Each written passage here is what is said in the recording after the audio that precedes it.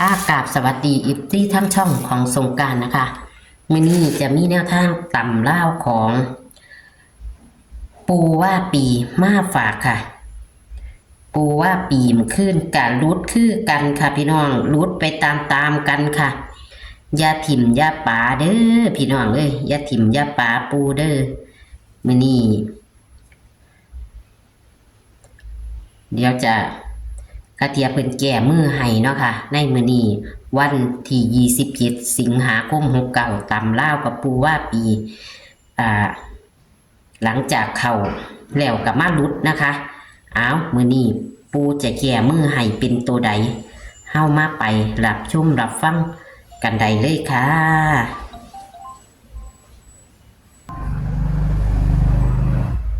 ฮัลโหลค่ะกราบนมัสการค่ะปูเขาเลขชุดเต็มรถน้อยโยมแม่เนาะโอ้โหค่ะปูถ้าอีกคือเก่าโอ้ยคือเบิ้ลหรูแท้ โอ้ยจับปูเห็ดหลีกหนีเฮาเห็ดหลีกหนีคนค่ะเป็นยังไงพวกเลขเบิ้ลนี่พวกคำนวณเลขพวกเบิ้ลนี่ตายเลยพวกแต่บอกว่าไปใช้งานกับว่ามีความหมายอย่างเลยไปคนละทิศคนละทางมาขึ้นนี่พวกไก่พวกโตโยมแม่จังว่าหลังจากเข่าแล้วเนาะปูเนาะบ้านเอาไม่บัดเดี๋ยวเอาคลิป2คู่รถน้อยโยมแม่เนาะค่ะเอาเลยปูเอาเขียนเลขตารางรถได้โยมแม่เด้อค่ะ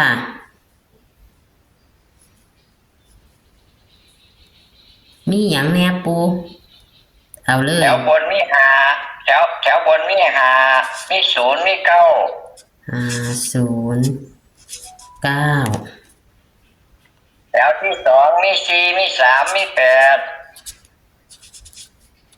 4 3 8แล้วยุดใต้เลข3เลข7ได้โยมแม่เด้อค่ะ7เอาบัดนี้เด่น5กับ0เน้น5กับ0หลักร้อย3กับ8ได้โยมแม่เด้อมื้อนี้ค่ะเมื่อนั้นหลักร้อยกับเขานี่ปูหลักร้อยให้600มา600ให้ยังกับปูหลักร้อย3กับ8โยมแม่3กับ8ค่ะมานี่3คู่นี่มันสิมีอยู่ที่หางเด้อโยมแม่เด้อค่ะบนท่านได้ว่าด้านเด่นแล้วเขาจะคอยวงเอาที่หลังเนาะเอา3ตัวไปก่อน3ตัวมันก็มี305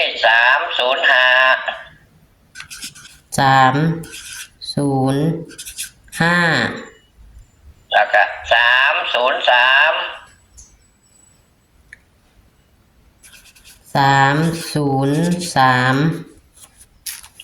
แล้วก็807แล้วก็890แ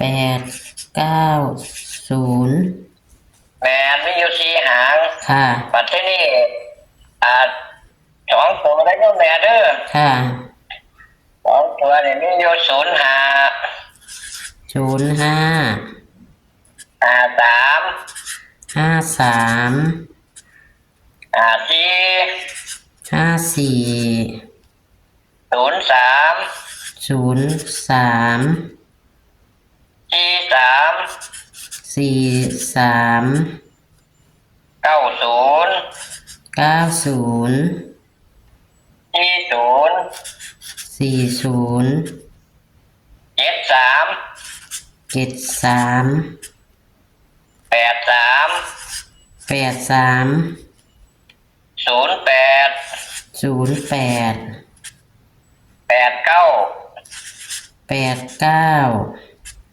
และตัวสุดท้ายคือ07นะโยมแม่เด้อ07ค่ะเขียนข้างๆกันเบิ้ลไปแล้วมันคือเบิ้ลดีแท้ค่ะกันเบิ้ลก็คือ338800โยมแม่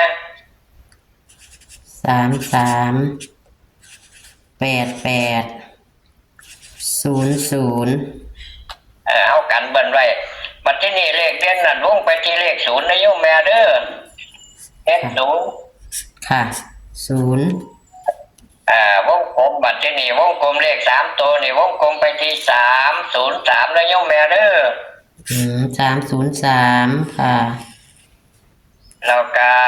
807ค่ะ807วงไหน2คู่บัตรที่นี่เลข2ตัวนี่เอาวงไปที่05ค่ะ05 53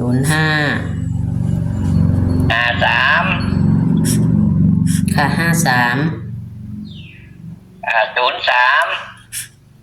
03 90ค่ะ08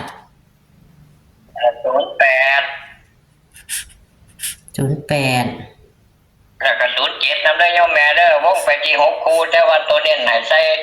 ดาวให้เพิ่นมีอยู่3คู่เด้อโยมแม่เด้อค่ะมี05ใส่ดาวให้เพิ่นแล้วก็03ค่ะแล้วก็07เด้อโยมแม่เด้อค่ะนี่ล่ะใส่ดาวให้เพิ่น3คู่3หางนี่ล่ะวิ่งโลดที่ศูนย์ได้ย่อมแม่เมื่อนี่ค่ะโอ้ยมันเบิ่นมา3 มื้อซ้อนเลยพอเลขบ่เกินนั่นเลยมันเป็นเบิ่นหลายค่ะโพดปูมันเฮ็ดจังได๋แล้วเฮ็ดจัง4คนบ่ถูกดอกผู้ใดก็เลยเซียนหลายๆนี่ก็เซียนหลายๆเพิ่นก็ยอมคือกันปูยอมทุกคนเลยบ่เข้าเลยผู้ใดก็เลยโอ้ยตายเลยจะได้จังเป็นจังซั่นผู้ใดจังซั่นน้องแม่เลขค่ะผู้ใดก็ยอมเซียนใดก็ว่าโอ้ยบ่เข้าจักคนแม่ปูคันบ่เข้าก็คือบ่เข้านํกันเลยปูแม่เข้าก็เข้าเลยน้องแม่บอกว่าได้จังได๋775523มื้อคืนให้ตัวมันมี2-3อยู่มันบ่เบิ่นซะ4ตัวเลยเปิ้นกับกว่าจะเป็นลองกินกันก็โอ้ยปล่อยมาได้เพียงน้องประเทศลาวนี่เนาะปล่อยมาเรียกสับกันได้เพียงไปเปิ้นมันก็บ่ไหวนะโยมแม่เนาะค่ะเอาไม้ปูนี่มื้อนี้เอาไม้แล้วโยมแม่เนาะค่ะก็ขอบคุณปูค่ะสาธุขอกราบนมัสการค่ะสาธุเจริญพรโยมแม่สาธุ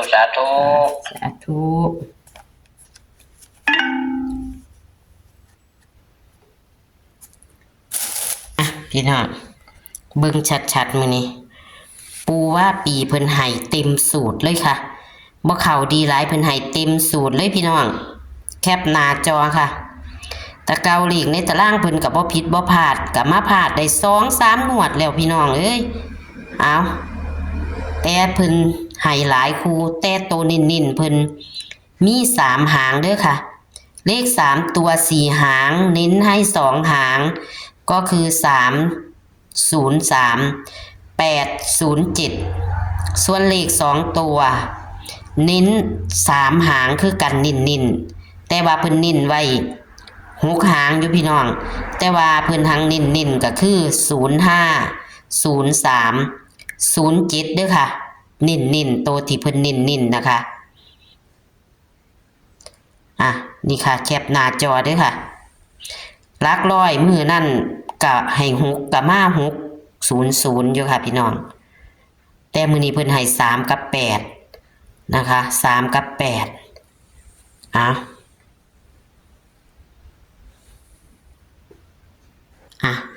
โชคมันนะคะกับปูว่าปีนะคะในวันที่27 สิงหาคม69เป็นตำลาวนะคะ